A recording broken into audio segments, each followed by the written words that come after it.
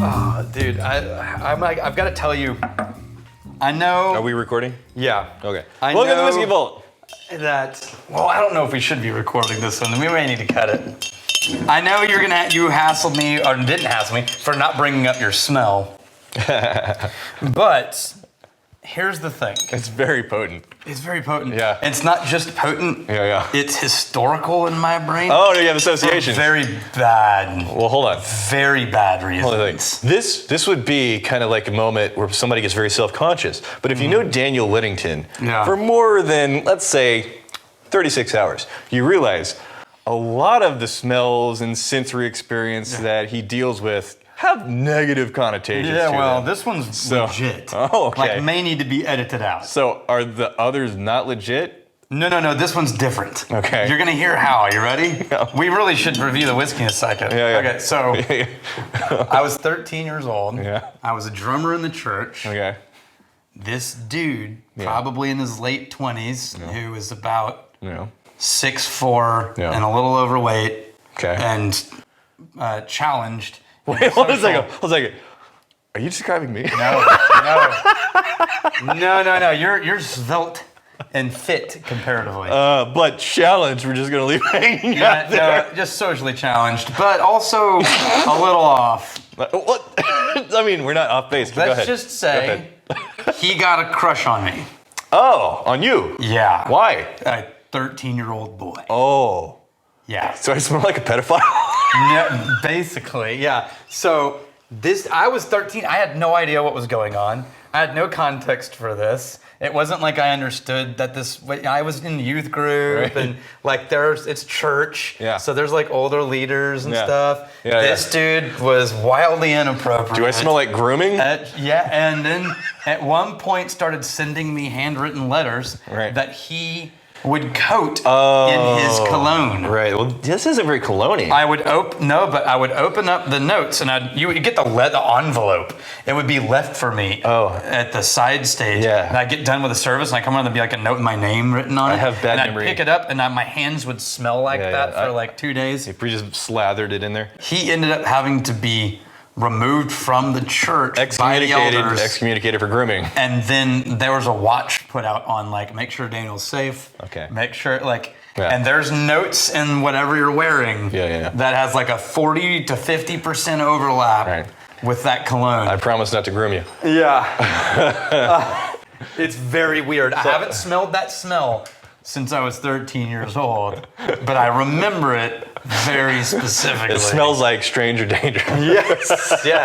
It totally does. Let's get into the whiskey, and then I'll tell you my scented note story. Okay. Which is less creepy than yours, but maybe more disappointing. Okay. We'll get there. This is a truly magnificent bastard. You realize that this bottle is going for like $500 to $1,000 on the secondary market, and when it came out, it was like $200 plus. It's still like a chunk. Yeah. This is Garrison's Balmorhea. Yeah. So you realize the first time we had this, we were at Garrison Brothers with the Garrison. Yeah. Try this. Sitting at a picnic table. It's like, this is a thing that we've been working on. It's not released yet. It came out like 9 or 10 months later or something. Yeah. He poured it for us. This is from Magnificent Bastard, Neil. Neil Heath, you magnificent bastard.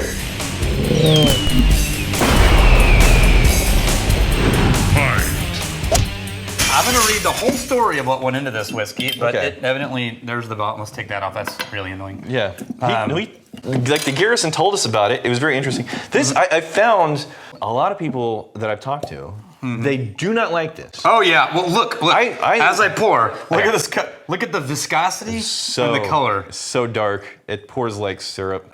Remember, so Donis Todd, in 2013, he filled 22 New Oak barrels with like the smaller cooperage, right? Yeah. And they sat there for 2 years. And then he pulled them out in 2015, dumped them into tanks, and refilled 27-gallon Kelvin cooperages, also new. Okay. New oak, just small to slightly bigger. Yeah. So they're just pulling out wood, man. Yeah. Pulling out and they kept going for another 2 years. So this is 4-year-old bourbon. Small barrels, Texas heat. Yeah. I will say this, whenever people are asking me about Garrison Brothers, is like, do you like oak forward whiskeys. Just because some people dominated. love that oak forward character. If you like that, the Garrison brothers, you're going to adore it. But if you don't like those woody whiskeys, then you're not going to really have a good time. Oh, Did you get a little bit? even on the smell, it's tannin. I was going to get that drop molasses. for my hands. Thank you. There you go. It's burnt wood molasses on your hands. Yeah. You know what? There's some prunes in there too. No, I see what you mean. Yeah. Yeah, there's a fruit, almost raisins. Yeah.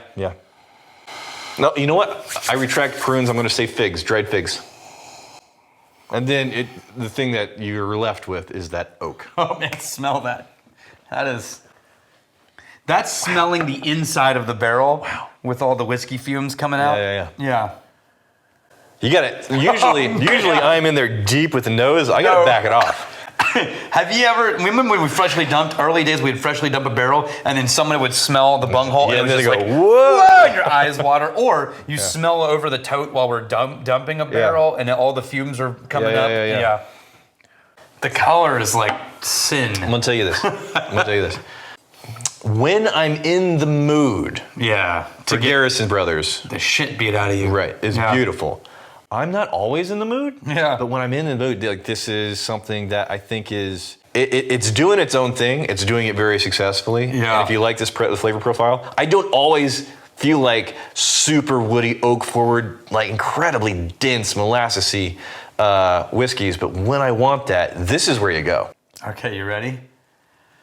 This is I'm like bracing myself. 57.5% alcohol. There's threatening to be a cherry note, but I think it's getting overwhelmed by so much. The tannins are dominating. Oh man. Walnuts. It does. But it turns into walnuts. Caramelized, like they've been swimming in sugar, and the sugar has been caramelized, almost burnt around that walnut. I'm grateful that it's sweeter than I thought it would be. You ever had crispy walnuts?